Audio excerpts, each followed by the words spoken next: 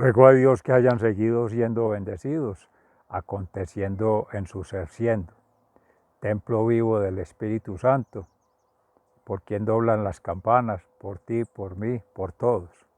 La Catedral de Nuestra Señora de las Mercedes, municipio de Jericó, provincia del Cartama, Laudato Si.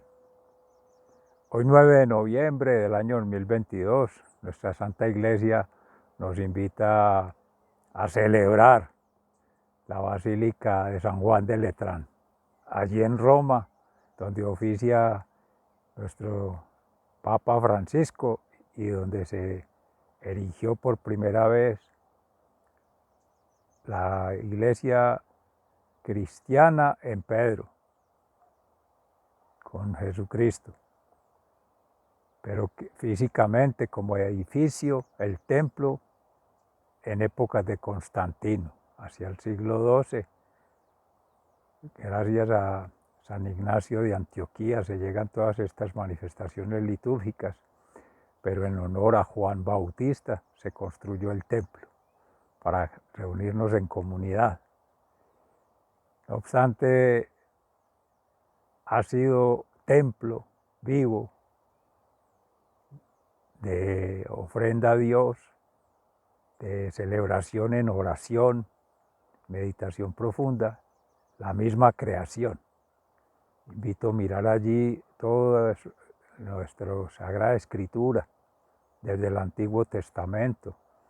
Vamos a revisar en Ezequiel la visión que tuvo sobre el templo y el río, ríos vivos, el agua bendita siempre, que allí Jesús, luego ya más adelante, en el río Jordán, tenía su bautismo y que nos sumerge en esta experiencia maravillosa de vida eterna. Y ahí por eso San Juan de Letrán es el nombre de Juan Bautista. Y tomaríamos del libro, precisamente el Evangelio de San Juan, esa lectura donde Jesús expulsa a los mercaderes del templo, que le han profanado lugar sagrado. Tomaríamos de la segunda lectura en la primera carta del apóstol San Pablo a los Corintios,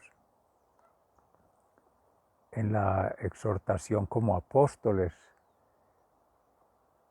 de la comunidad cristiana para vivir nuestras promesas bautismales, la común unión, la conversión como vida sacramental. Y allí pues derivar todas las acciones de misericordia a nivel espiritual, intelectual y material, sobre toda la humanidad, en especial de nuestra comunidad cristiana. Sea esta la ocasión entonces para conmemorar muy complacidos estas lecturas y sea el Espíritu Santo el que nos gobierne en nuestro ser siendo para que refresque en nuestras almas esa conciencia que nos conecta a la distancia en la oración. En el profeta Ezequiel, en el capítulo 47, acerca del agua que brota del templo. El hombre me hizo volver después a la entrada del templo, entonces vi que por debajo de la puerta brotaba agua y que corría hacia el oriente, hacia donde estaba orientado el templo. El agua bajaba por el lado derecho del templo, al lado sur del altar. Luego me hizo salir del terreno del templo por la puerta norte y me hizo dar la vuelta por fuera hasta la entrada exterior que miraba al oriente. Un pequeño chorro de agua brotaba por el lado sur de la entrada. El hombre salió hacia el oriente con una cuerda en la mano. Midió 500 metros y me hizo cruzar la corriente. El agua me llegaba a los tobillos. Luego midió otros 500 metros y me hizo cruzar la corriente. El agua me llegaba entonces hasta las rodillas. Midió otros 500 metros y me hizo cruzar la corriente. El agua me llegaba a la cintura. ni dio otros 500 metros y la corriente era ya un río que no pude atravesar. Se había convertido en un río tan hondo que solo se podía cruzar a nado. Entonces me dijo, fíjate bien en lo que has visto. Después me hizo volver por la orilla del río y vi que en las dos orillas había muchos árboles. Entonces me dijo, esta agua corre hacia la región oriental y llega hasta la cuenca del Jordán, de donde desembocará en el Mar Muerto. Cuando llegue allá, el agua del mar se volverá dulce. En cualquier parte a donde llegue esta corriente, podrán vivir animales de todas clases y muchísimos peces, porque el agua de este río convertirá el agua amarga en agua dulce, y habrá todo género de vida. Desde Engadí hasta en Egaim habrá pescadores, y ahí pondrán a secar sus redes. Y habrá allí tanta abundancia y variedad de peces como en el mar Mediterráneo. Pero en las ciénagas y pantanos no habrá agua dulce. Allí quedará agua salada que servirá para sacar sal. En las dos orillas del río crecerá toda clase de árboles frutales. Sus hijos no se caerán nunca, ni dejarán de dar fruto jamás. Cada mes tendrán fruto porque estarán regados con el agua que sale del templo, y los frutos servirán de alimento y las hojas de medicina. Palabra de Dios. Te alabamos, Señor. En el Salmo 46 es del maestro del coro de canto para flautas del hijo de Coré, y nos unimos en alabanza con el correr de las acequias alegra la ciudad de Dios, el Altísimo con su morada, consagra su morada. Dios es nuestro refugio y nuestra fuerza, nuestra ayuda en momentos de angustia, por eso no tendremos miedo, aunque se deshaga la tierra, aunque se hundan los montes en el fondo del mar, aunque ruja el mar y se agiten sus olas, aunque tiemblen los montes a causa de su furia.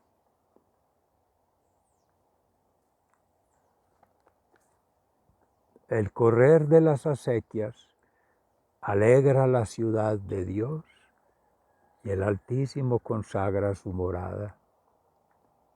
Un río alegra con sus brazos la ciudad de Dios, la más santa de las ciudades del Altísimo. Dios está en medio de ella y la sostendrá. Dios la ayudará al comenzar el día. Las naciones rugen, los reinos tiemblan.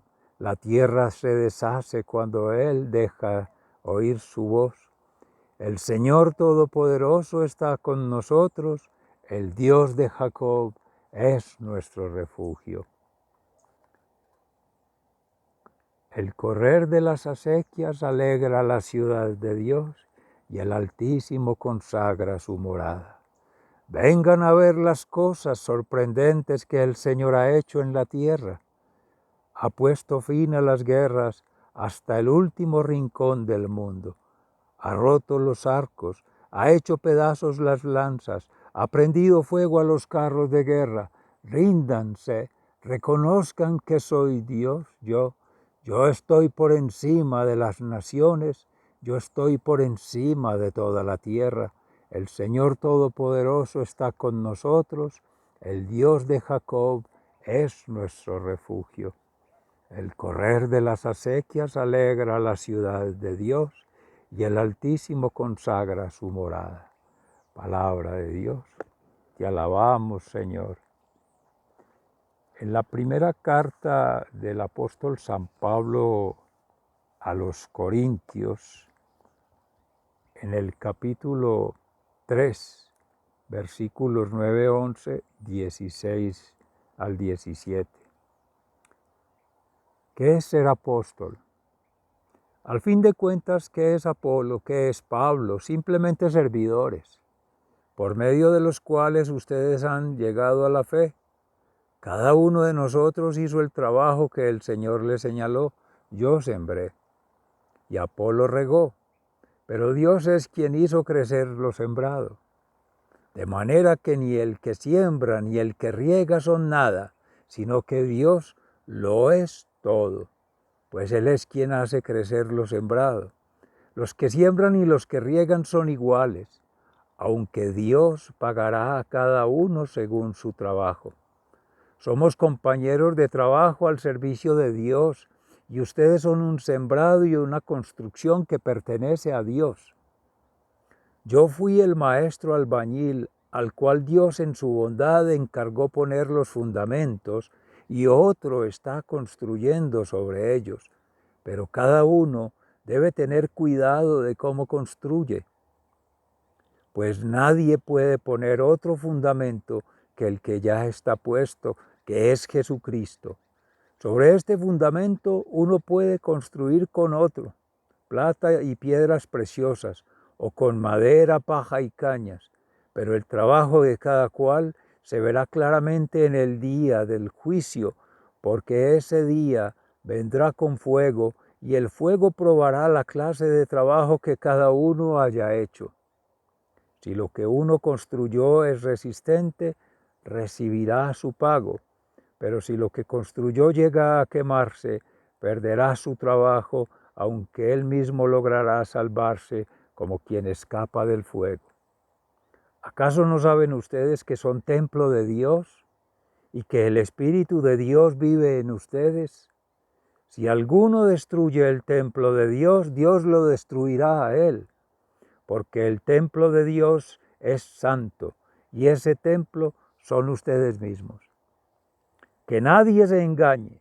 Si alguno de ustedes se cree sabio según la sabiduría de este mundo, vuélvase como un ignorante, para así llegar a ser verdaderamente sabio, pues la sabiduría de este mundo es pura tontería para Dios.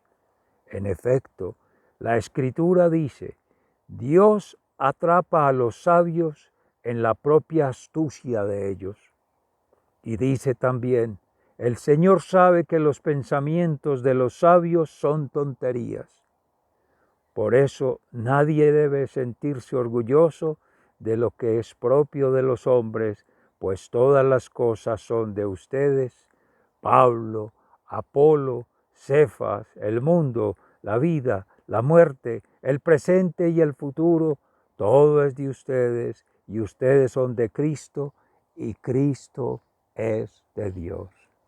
Palabra de Dios, te alabamos, Señor. Y en el Santo Evangelio según San Juan, en el capítulo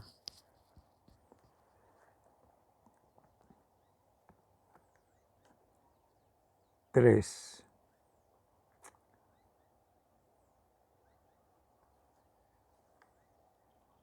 capítulo 2, versículos 13 al 22. Acerca de Jesús purifica el templo. Como ya se acercaba la fiesta de la Pascua de los judíos, Jesús fue a Jerusalén y encontró en el templo a los vendedores de novillos, ovejas y palomas, y a los que estaban sentados en los puestos donde se le cambiaba el dinero a la gente. Al verlo, Jesús tomó unas cuerdas, se hizo un látigo y los echó a todos del templo, junto con sus ovejas y sus novillos. A los que cambiaron dinero, les arrojó las monedas al suelo y les volcó las mesas. A los vendedores de palomas les dijo: saquen esto de aquí, no hagan un mercado de la casa de mi Padre. Entonces sus discípulos se acordaron de la Escritura que dice: me consumirá el celo por tu casa. Los judíos le preguntaron: ¿qué prueba nos das de tu autoridad para hacer esto? Jesús les contestó: destruyan este templo y en 3 días volveré a levantarlo. Los judíos le dijeron: 46 años se ha trabajado en la construcción de este templo y tú en 3 días lo vas a levantar. Pero el templo al que Jesús se refería era su propio cuerpo. Por eso, cuando resucitó, sus discípulos se acordaron de esto que había dicho y creyeron en la Escritura y en las palabras de Jesús. Mis seres amados, en el Evangelio de San Juan nos presenta en la maestría de Jesucristo una prefiguración, o sea, una figuración previa o una anticipación de lo que sería su pasión, muerte y resurrección. En su propio templo, el cuerpo, que habita el alma de Dios y movida por el Espíritu Santo, su pasión, el fuego que devora. Es allí donde presenta este acontecimiento pascual del triduo, de la pasión, muerte y resurrección de Jesucristo, que en gracia del Espíritu Santo nos ha concedido a todos con el bautismo. La bautismación, que Jesús la recibió en el río Jordán, precisamente desde la profecía de Ezequiel. O sea que el templo ya es la misma creación, la naturaleza toda, el agua, el aire, la tierra y el fuego, que es el Espíritu Santo. Ya viene una interpretación de símbolos que se van asociando a nuestra fe para representar cada uno de ellos lo que ha sido el amor, la misericordia y la compasión de Jesús.